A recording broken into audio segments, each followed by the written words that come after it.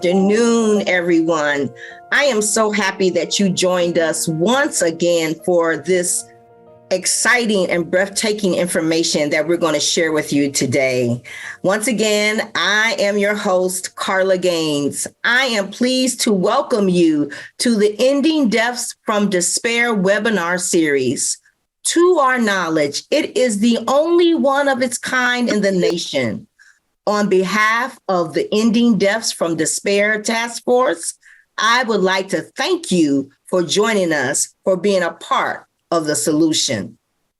The goal of this webinar series is to save lives in Dane County, help set a standard for communities around the nation grappling with the deaths from despair, help us understand what underlines these deaths from despair, and to provide the tools to all workers who are trying to prevent these deaths. We are also here to lay the groundwork for continued conversation and action on how to make Dane County's mental health and substance abuse use disorder treatment accessible, culturally competent, and effective to eliminate all deaths from despair. I am happy to welcome two distinguished speakers today from local violence prevention agencies that provide services in the greater Madison-Dane County area, Missy Ma and Zoe Hitzinger. Mitzi is the Associate Director of the RCC Sexual Violence Resource Center.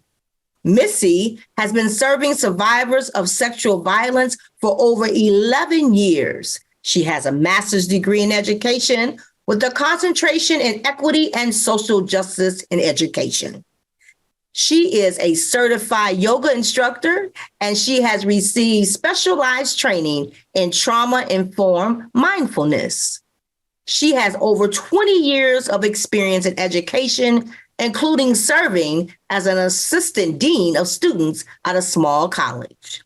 Zoe is the prevention and outreach coordinator at Domestic Abuse Intervention Services DAIS. Zoe has been working in the field of domestic and intimate partner violence for close to 3 years. Her job entails outreach, education, and primary intervention, including facilitating their primary intervention program, MENS, which is Men Encouraging Nonviolent Strength Club, for middle and high school male identified students in Dane County. Missy and Zoe will discuss the correlation and connection among trauma, suicide, sexual assault, and intimate partner violence as it relates to helping survivors in our community. Viewers will hear about the impact of sexual and domestic violence on the community, how it can show up in spaces and places and with people who we connect with, and how to refer those who use assistance to both the RCC and DAIS. This session will be helpful, very helpful for our human service professionals and anyone who will come in contact with survivors, including family, friends, and colleagues of survivors. I thank you, and this is Domestic Violence Month, and I'm happy to bring these two powerful speakers to you today. With that, take it away. Thank you so much, Carla, for that wonderful introduction.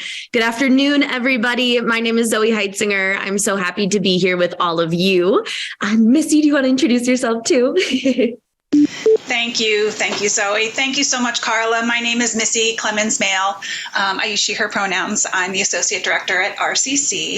Go ahead, Zoe. Thank you. And once again, I'm Zoe Hitzinger. My pronouns are she, her, and I'm the Prevention Outreach Coordinator at Domestic Abuse Intervention Services, or DAIS. We've brought a great presentation for all of you today, and just some of the learning objectives we want to go over before we get into our content is that today we'll be becoming familiar with the DAIS services and RCC services and how to access them and how to refer to our services as well. We will also provide and have a clear definition and understand the prevalence of intimate partner violence, sexual violence, and trauma. We will understand the importance of correlation of intimate partner violence, sexual violence, trauma, and suicidality. And we'll have practical knowledge about increasing and interacting with victims and services. One thing we want everyone to understand is that it is entirely appropriate for you to feel uncomfortable talking about these topics, but we always like to give a content warning at every presentation. And so it's normal, like I said, to feel uncomfortable, to feel sad, for your heart rate to increase, for you to maybe even shake a little bit. But if those symptoms like flashbacks, being sweaty and clammy, having stomach discomfort, if all of those get so bad that you're unable to focus, please, please, please take a moment away from this content and take care of yourself. Even as service providers, we sometimes have to take a moment. Actually, we encourage our staffs to take time away from this work and take care of themselves. And we want you to take care of yourselves as we talk about this. Thank you, Missy. And similarly, just to bring in some guidelines as well, too, everything that Missy said, absolutely, and I echo, and just making sure we're grounding this presentation in safety, whether it be safety for self and needing to take those breaks, or safety for others as well. So if we're going to be asking questions at the end of the presentation, making sure that we're not sharing any identifying information, and making sure that we're also keeping community safety at the forefront of our minds. And then lastly, gendered language, just a note on gendered language. Some of the stuff that I have brought today has very gendered statistics or graphics that you will see, but we know that domestic violence, intimate partner violence, and sexual violence doesn't impact one certain population. It can impact, and it does impact people from all gender identities, from all sexual orientations. So I'd just like to make the note that you will probably hear me use language such as person who experienced violence or partner who experienced violence, or when I'm sharing the parts of the power and control wheel, you will hear me change all of those pronouns to they, them as well. And so now I'm going to jump into just giving a brief DAIS overview of who DAIS is, what we do in the community, and what services are available. So DAIS does a ton in the Dane County community. Just the gateway to all of our services, the first point of contact that you will have with us is through our 24-hour, fully anonymous, fully confidential helpline and text line.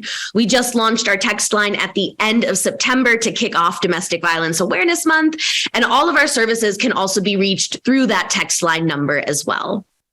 We are also probably most notably well known for being the only domestic violence shelter in Dane County. And our domestic violence shelter is also a homicide prevention program and shelter.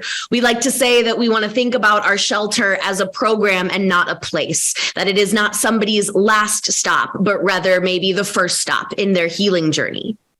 We also offer case management services, and somebody does not have to be living in our shelter to access those services. We also provide a number of community case management clients. We also have support groups that happen twice a week on Thursday evenings and Friday afternoons. And those are affinity-based spaces for those in our community experiencing domestic violence. And those can be accessed through our 24-hour helpline or our 24-hour text line as well. We also have legal advocacy services, and we are not attorneys. We cannot give legal advice, but we can help with things like restraining orders, no contact orders, navigating the legal system. And we also have a program called Court Watch, where we sit in and we rate and code the judges, the DA, the court commissioners. And at the end of the year, we present those findings back to all of those parties for how we can be best trauma informed in the courtroom setting. We also offer parent, child, and youth advocacy. So we offer child and youth advocacy to those kiddos of parents, living in our shelter or parents accessing our support group services. And we also offer advocacy to the parents as well, too, because we know how hard it can be to parent in an active crisis. And then lastly, these couple parts of my job of primary prevention and outreach education and training. As Carla mentioned, I facilitate our primary prevention program that is called Men's Club, Men Encouraging Nonviolent Strength. And that is for middle and high school male identified youth, where we talk about masculinity, healthy masculinity, growing up as male in 2022. But the overarching goal of that program is to uplift those young men in our school communities to be leaders and to be allies in ending gender-based violence.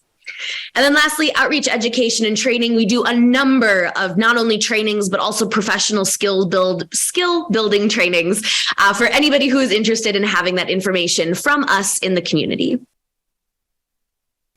And now I'm just going to take us through some of the parts of what domestic and intimate partner violence 101 entails. And also just a note, I might be going through some of this a little bit quicker just to make sure we're keeping, under time. But should you have any interest in wanting to talk more about the things I'm talking about today, or if you want to access any of the resources I'm sharing, please feel free to use the DAIS email that is provided. So what is intimate partner violence? What is domestic violence? When we think about a definition, it is the intentional use of power and control tactics by one intimate partner over the other in order to create an environment of fear and intimidation. And we have those purple words, purple and bold, for a reason, to pick out the most important parts of this definition. It is an intentional choice that somebody is making. And it's the use of those power and control tactics that I will introduce to you all in a moment. But it's really creating that environment that prevents somebody from being safe enough to come forward, to access resources, to disclose to friends and loved ones. And it's also important to note that domestic violence occurs in all populations, regardless of race, sexual orientation, gender identity, socioeconomic status, education status, religious beliefs, geography, disability, or ability as well. And now I'm going to take us through some domestic violence and intimate partner violence statistics. And I do want to make the note one more time to please take care of yourselves as I'm going through these, especially if it might be the first time you are hearing and seeing some of these. So the current most updated statistic from the CDC is that 1 in 4 women and 1 in 10 men in the United States will be a victim during their lifetime. That number also goes up exponentially for those in our community who identify as trans, and that number is 1 in 2 trans-identifying individuals will experience intimate partner violence in their lifetime. Most cases of domestic violence are never reported to the police. If anything, domestic violence is one of the most underreported crimes to exist. And along that same note, we can also assume that those numbers of 1 in 4, 1 in 10, and 1 in 2 even are probably much higher because of how many barriers exist for folks to come forward, to report, or to disclose what is happening to them. On a typical day, there are also more than 20,000 phone calls placed to domestic violence hotlines nationwide. And 72% of all murder-suicides involve an intimate partner, and 94% of the victims of these murder-suicides are identified as female. And so what does this mean locally for us in Dane County? Of the 253,000 women and girls who call Dane County home, over 63,000 of them have been or will be the victim of domestic violence at some point in their lives. And then we at DAIS saw around 7,000 total calls to our helpline in 2021. And again, just to go back to the other statistics and to reinforce that nationwide, we're looking at 20,000 calls a day as well.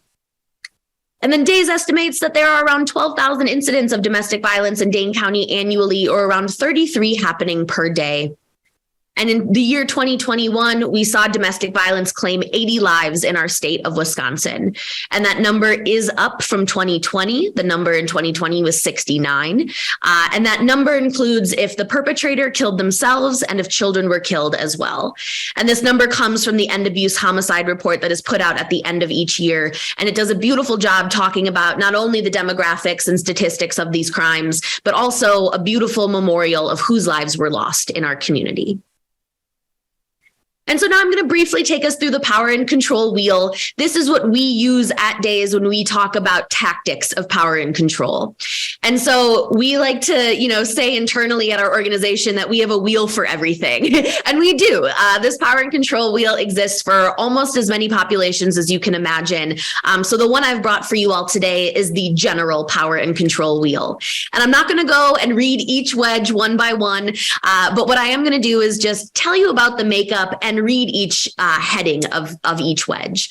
So if you'll notice that each of these wedges are tactics of power and control, but then you have that ring on the outside that says physical and sexual violence. And that's to signify that even if physical and sexual violence are not happening in a relationship or in a domestic violence relationship, the threat of it is always there.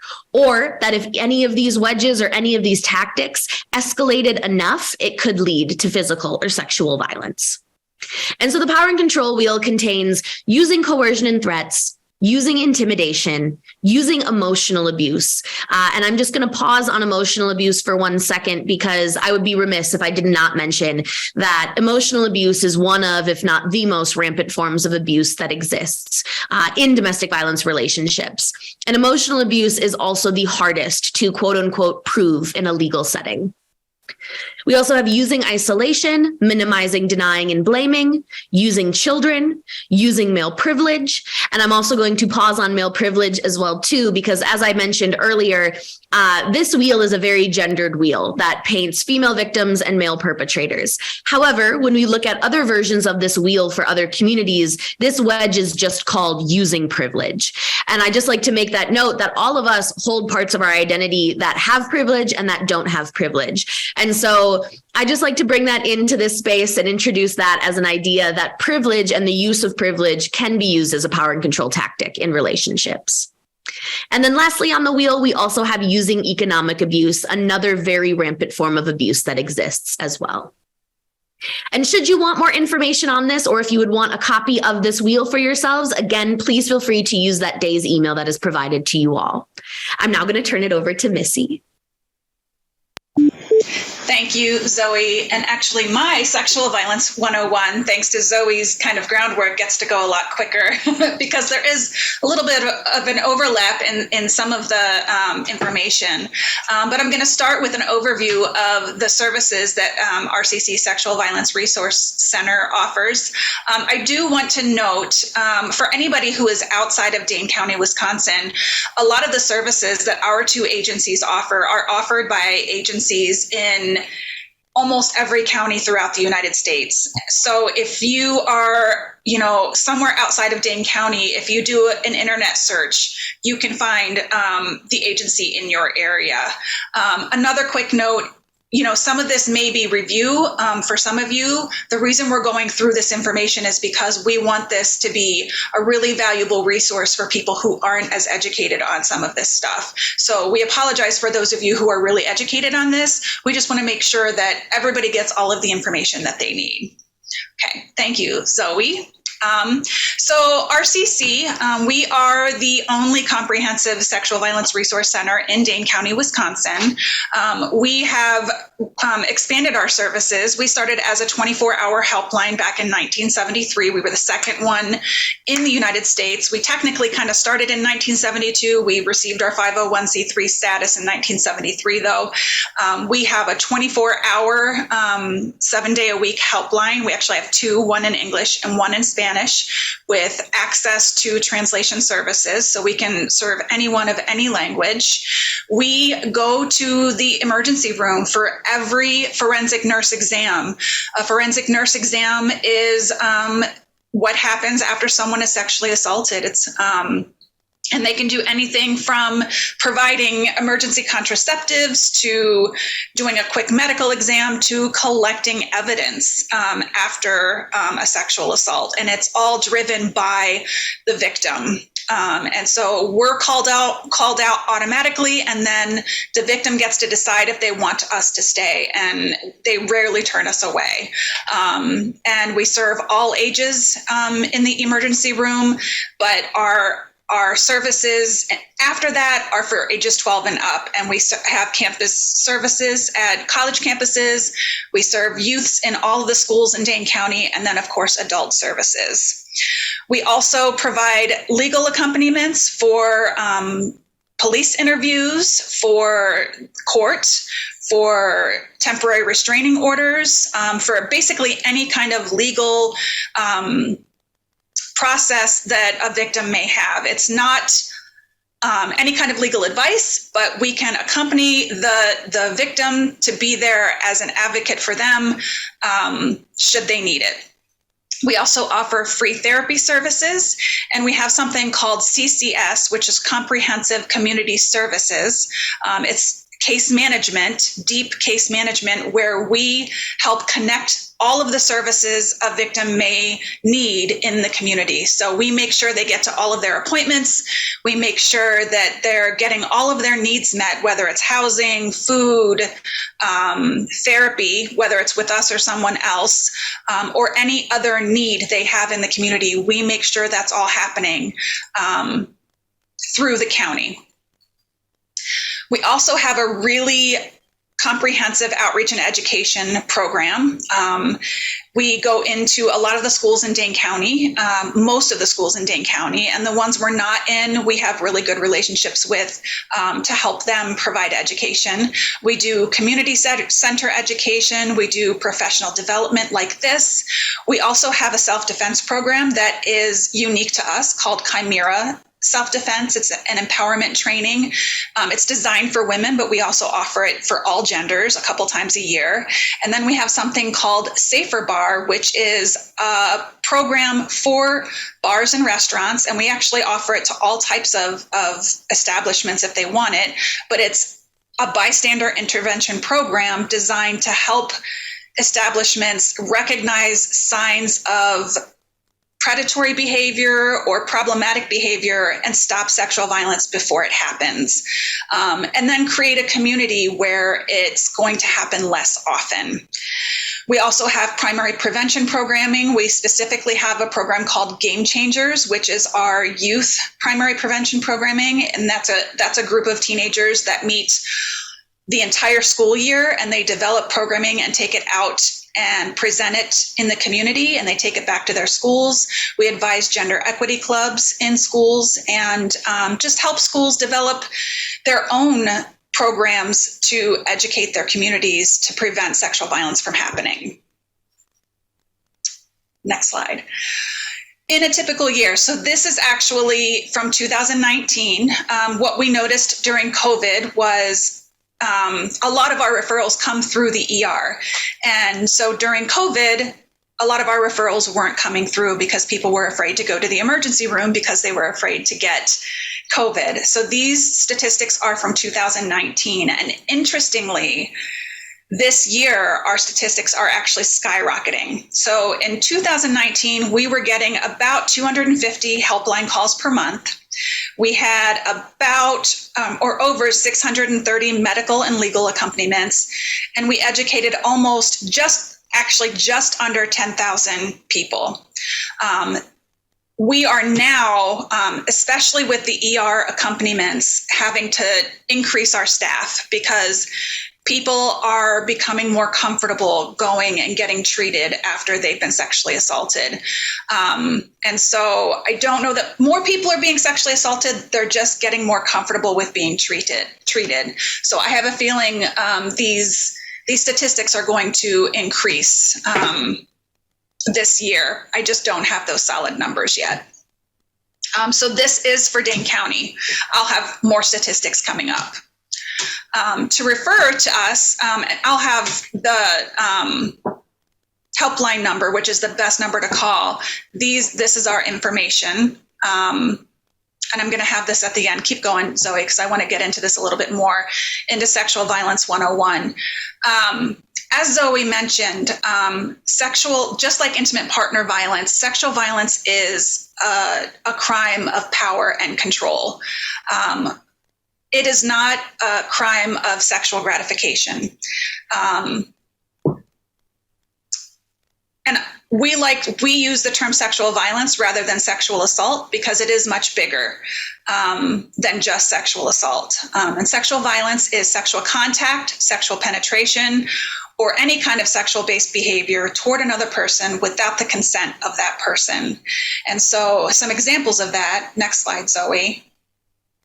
And I'm sorry, I'm going to have to go through this really quickly, but if you want more information on this, please contact us because we do trainings on this very, very often, and we have a lot of information. But it can obviously be sexual assault or rape, which is contact or penetration. It can be sexual harassment, and that can be physical or verbal.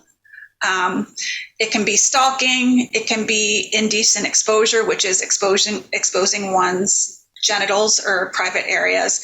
It can be watching someone when they're doing private things. It can be sex trafficking. I'm going to keep going because we don't have a lot of time left. Like I said, we can provide more information on this. Based on national studies, we know, again, this is very gendered.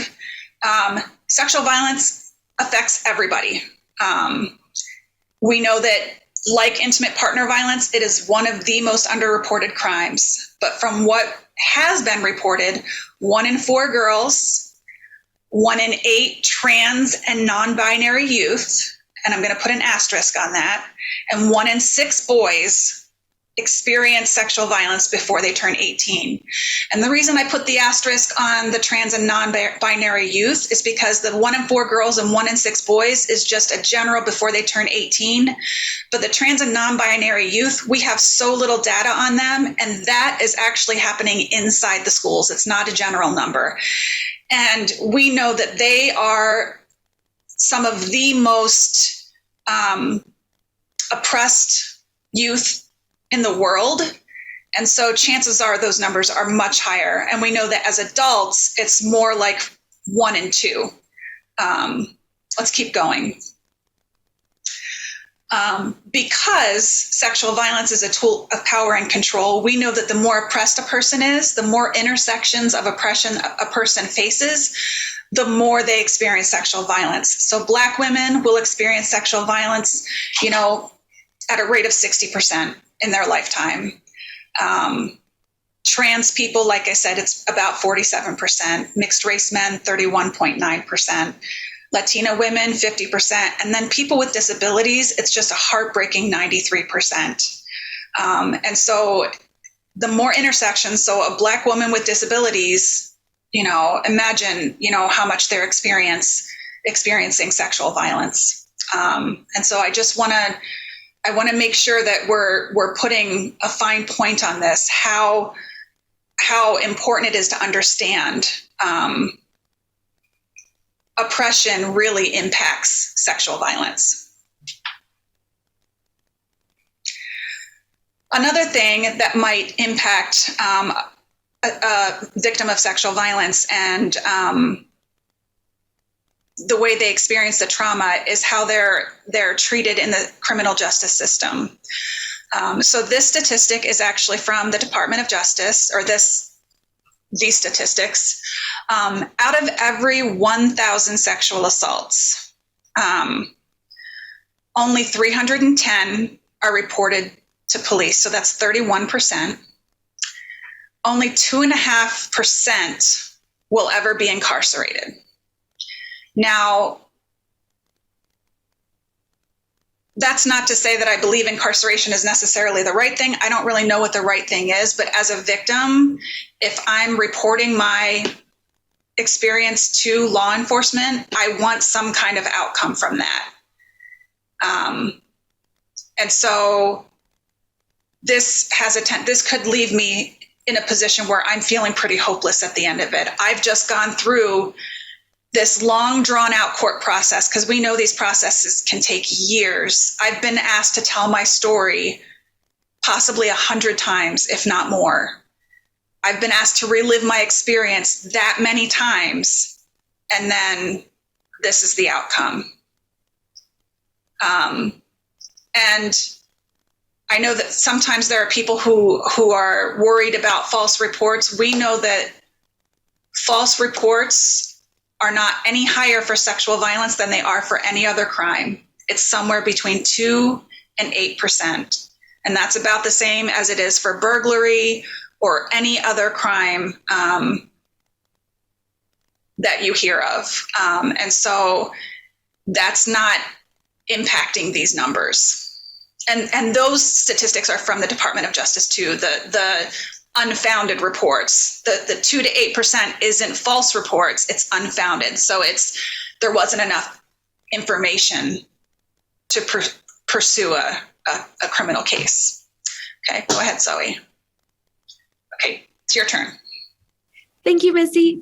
So now I'm going to go through, and again, I loved Missy's note that some of this might be review for some of you all, but we just wanted to make sure we were bringing as much level setting into this presentation as possible. So now I'm going to go through what is trauma before we start making those connections of trauma and intimate partner violence and sexual violence and trauma and suicidality as well. So trauma is an experience that is shocking, terrifying, or overwhelming. It results in the feelings of vulnerability, fear, horror, and helplessness. And it takes an individual from confidence to vulnerability. And trauma can be triggered by a new trauma, sensory exposure, or media reports. And it refers to extreme stress, so a threat to life, a threat to bodily integrity, or a threat to sanity as well. And trauma is subjective. We all experience trauma differently. We all cope with trauma differently. And it often interferes with relationships as well. And the relationships we build, not only interpersonal relationships, but the relationships we have to our workplaces or to our home settings or to others, our jobs, our media, all of that. And it changes the behavior of the central nervous system, and it can actually rewire our brains so that it might impact our functioning to be able to create lists, our memory. Trauma impacts us in so many ways biologically that a lot of people don't take into account sometimes when working with victims and survivors. And it also affects the survivors' fundamental beliefs about themselves, about others, and I would also say their world as well. So trauma can be a one-time event. A lot of sexual violence can be a one-time event. It can be recurring. Both intimate partner and domestic violence can be one-time. It can be recurring. It can be a natural disaster. It can be violence. It can be historical or generational. Go ahead, Zoe.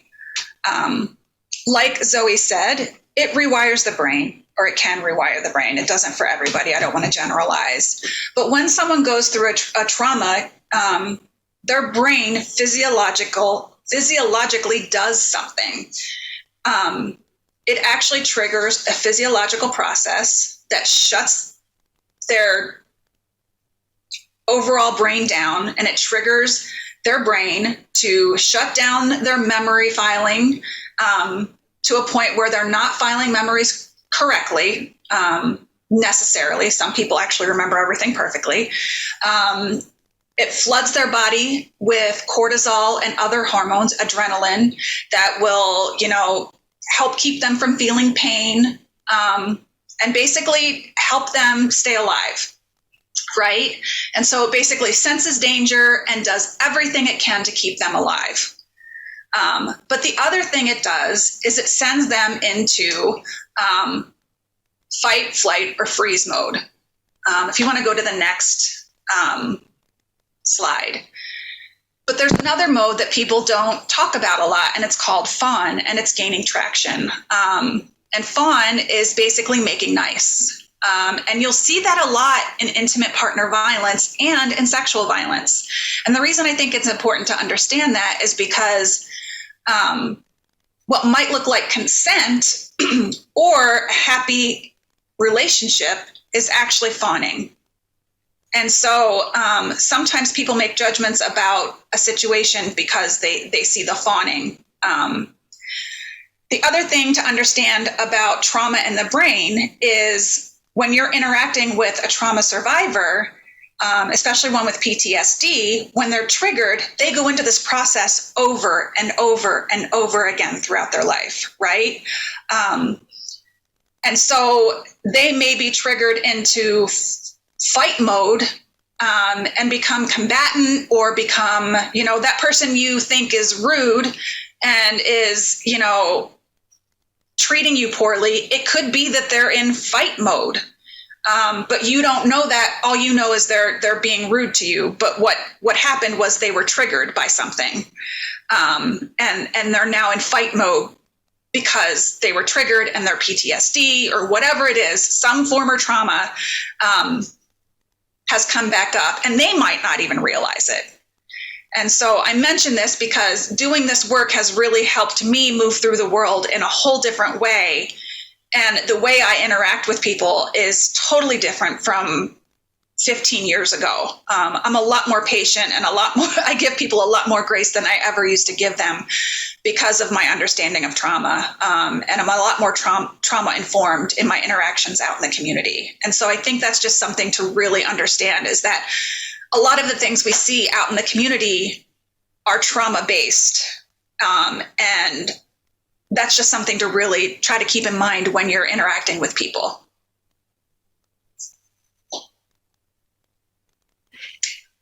Yes, I was just going to add too onto this, Missy, as well. When we talk about trauma, talking about it as traumatic reactions are normal responses to abnormal situations, and kind of going right off of what Missy was just saying, that your body is acting how it's supposed to act when it experiences trauma. The thing that is happening to you is the abnormal situation. Your body is doing what it needs to do to keep yourself safe. And sometimes, real quick, you're not going to see what triggered that reaction, right? So when you're interacting with someone and they're all of a sudden they're acting in a way that you don't understand, like that trigger could be something as simple as a haircut that reminds them of their assailant, or a smell, or a text message, or a phone call from an unknown number, right? Because that's a trigger for them. And that sent them into fight mode or whatever it was. And so you're the unknowing recipient of their fight reaction to that trigger. And so just something to keep in mind as you're interacting with people in whatever way out in the community, whether it's your job or, even if it's at the grocery store. Sometimes it's at the grocery store and I'm like, whoa, what was that about? But those are the things, those everyday interactions are big. Think about it when you're out there and someone out of the blue just smiles at you and you're like, wow, that was really nice. Those things count. Absolutely. And so when we think about trauma, how and why do domestic violence and sexual violence traumas differ from other traumas? A lot of the time, domestic violence and intimate partner violence, and I would also say sexual violence too, by nature is chronic. In many situations, specifically related to intimate partner violence, most people will interact with the perpetrator of their trauma on a daily basis. It's somebody that they might go to sleep next to at night, someone who they wake up to, in the morning, someone who they're spending a majority of their time in a week with. And that perpetrator of that trauma and the perpetrator of domestic and intimate partner violence is a loved one as well. So it creates a lot of disruption and a lot of confusion for a person experiencing this trauma because they're having to go through this over and over again. And while severe forms of violence, such as physical violence or sexual violence, might be episodic in an intimate partner violence relationship, or they might not even be happening, other forms of violence might happen every day, such as emotional violence or such as physical violence. And again, somebody experiencing that over and over and over again. And then Missy, do you want to hop in for the last ones? Yeah. So 80% or more of sexual violence perpetrators are known to the victim. So that's really important to keep in mind with that first point. Most of the time, victims know their perpetrators, so they might or will interact with them again. And so sometimes it's a friend, sometimes it's a classmate, sometimes it's a relative, but more often than not, it's someone they know. And so that's a really important distinction. The other thing about sexual violence is, if you think about just generally with domestic and intimate partner violence, that's something that people are willing to talk about. We see ad campaigns, people are willing to, to talk about and really shelter domestic violence victims in an emotional way.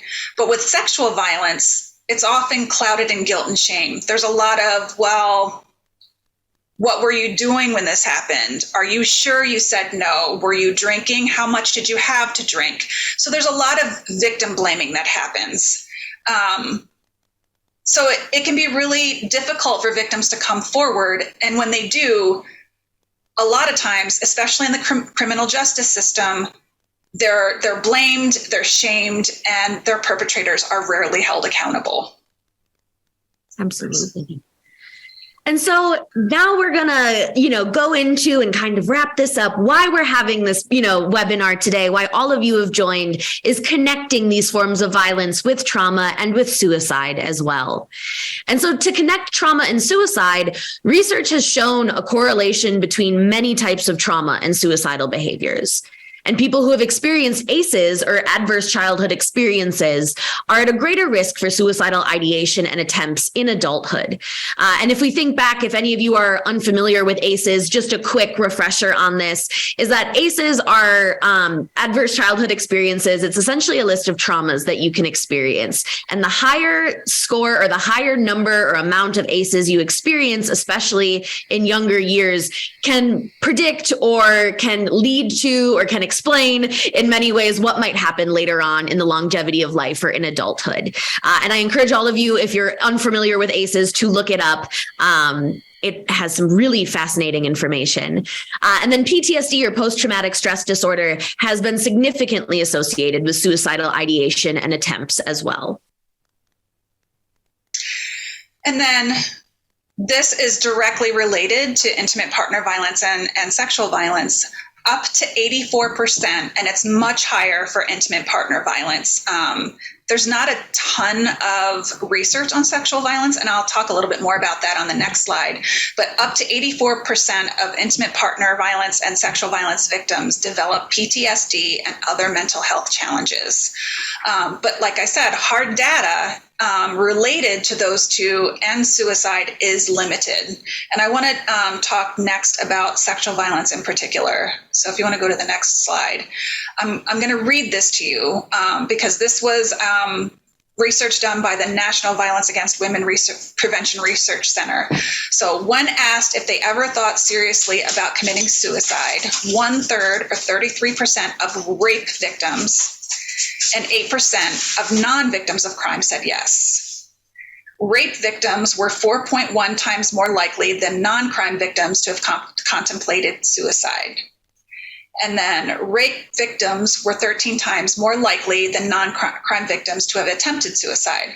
And what you'll notice there is that all of them say rape victims. But like I said at the beginning of this, sexual violence is so much larger than rape. We know that victims of other types of sexual violence are committing suicide as well. If you want to go to the next slide, Zoe. These are I just did a quick Google search, and these are some of the articles on suicide that I found. Several of these are victims of rape, sexual assault, but there are a couple in here that one is revenge porn. One was actually just pictures. It was actually the pictures of her sexual assault that caused her to commit suicide because they spread them at school. And one was a sex trafficking victim. And so sex trafficking is a form of sexual assault, but it is considered a different type of crime than just rape. And so I wanted to just mention that we need more research. We need to do a lot better at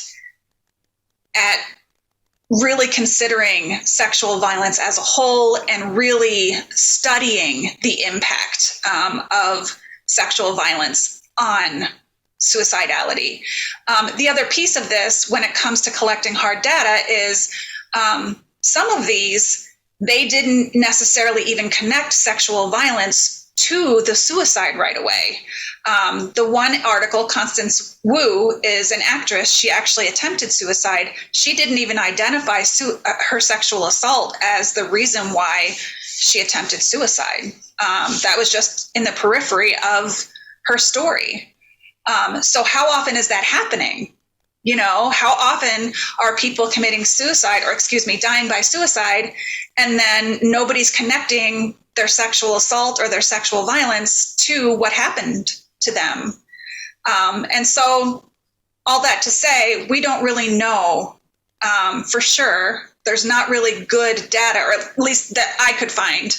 And if there is some out there, I would love for someone to point me to it, because this is my work. But we know that it's happening.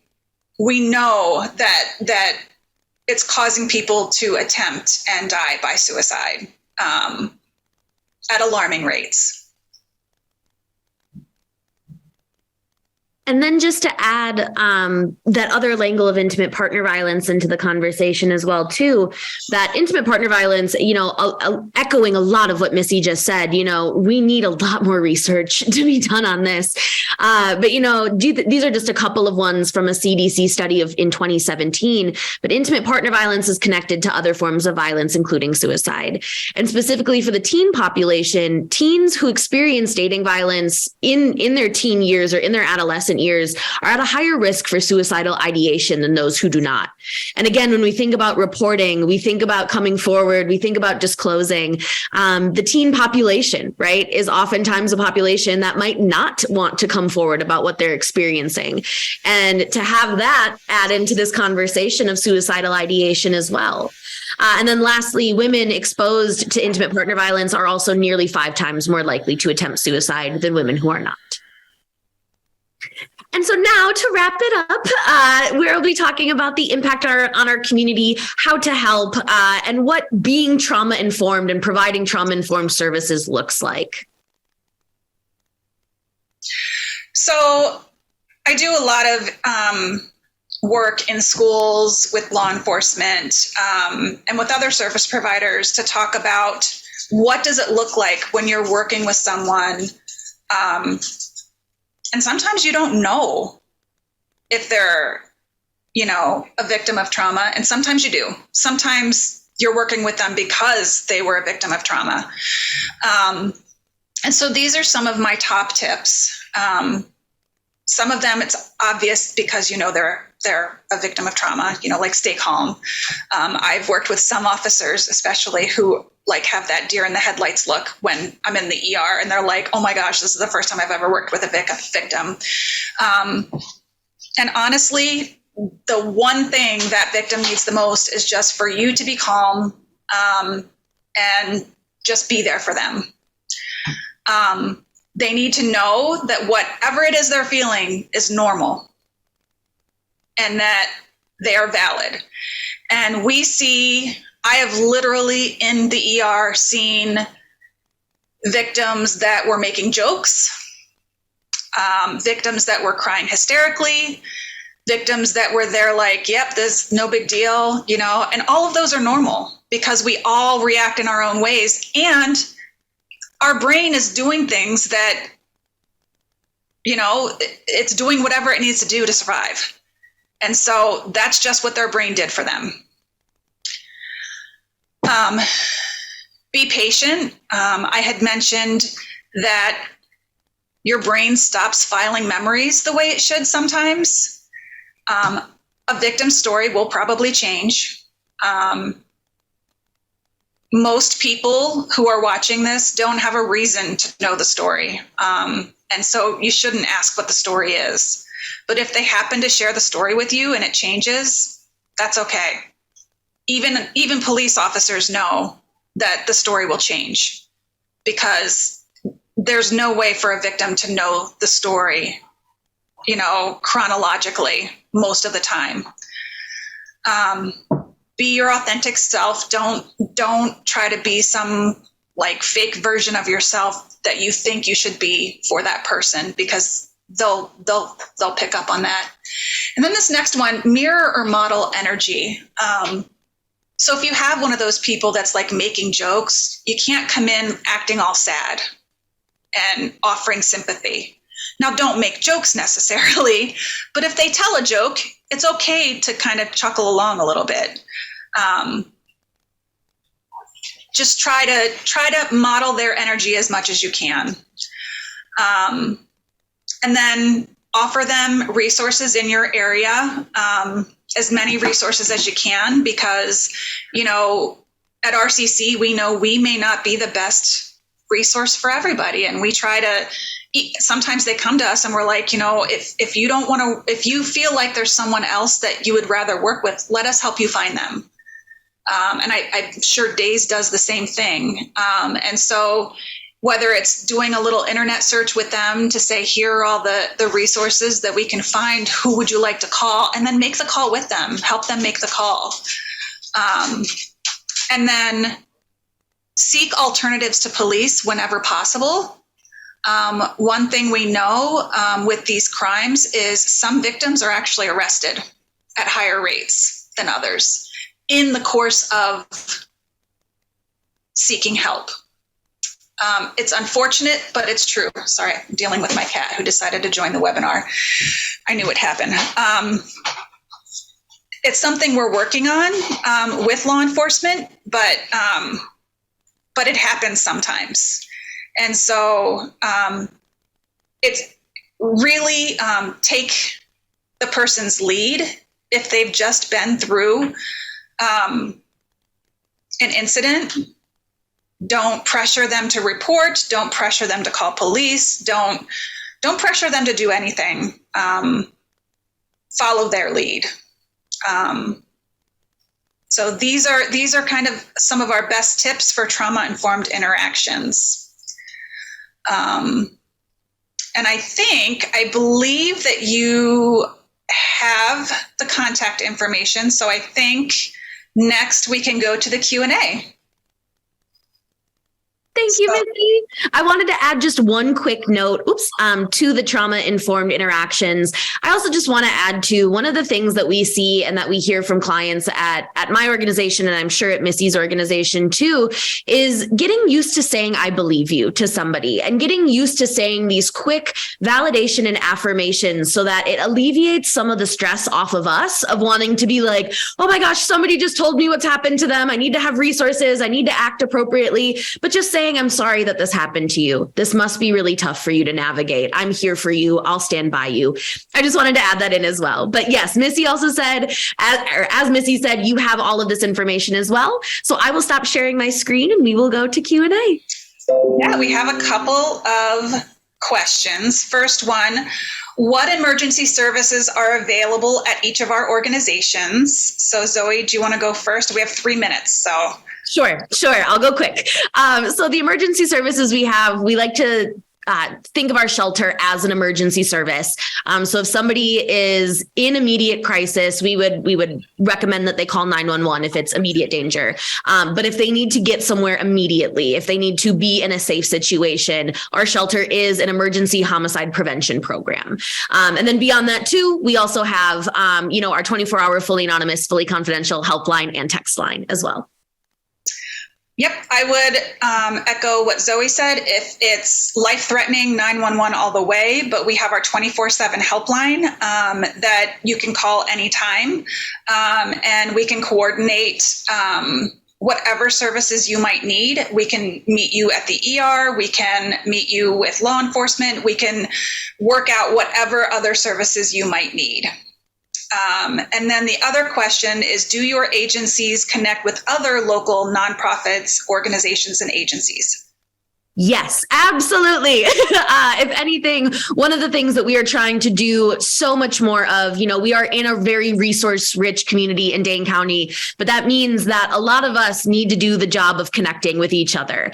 And what that might look like at DAIS is we might need a release of information from the client's end, but we are more than willing, more than excited to partner with anybody, especially if there are trainings or education that we can provide as well in that lens also. Yeah. same with us. We're working really hard to build relationships, but we also, we have some pretty good relationships. So we have worked with Freedom Inc., with Urban Triage, with Unidos, with DAIS, and we're just continually trying to build relationships with other local nonprofits as well. And then we have 1 minute. We have one more question. Ways we're helping address these topics in the community. I'm going to just real quick, we do things like this all the time, and our outreach and education departments are constantly trying to get professional development out there. So if all of you could just share that out in the community and have people contact us, we would love that. So it's time for our thank yous and goodbyes. Thank you all so much for tuning in. We really appreciate you taking the time to watch. Carla? Yes, thank you all so much. What a wealth of knowledge you have given our community, our professionals, those in crisis, those right now that may be in this situation as we speak. We know it happens every second, every minute. And so you all have been a wealth of knowledge. We thank you so much for taking your time to present this important information. We thank all those that have been watching today, all those listening. We thank you. I know we probably didn't get all your questions answered, but Missy and Zoe are available. I believe their contact information has been shared. So reach out to their organizations. If you're hearing this and you need help right now today, call them today. They're here for you to stop this crisis that we're in. Thank you so much again. Thank you all for attending. Have a great day. Thank you all.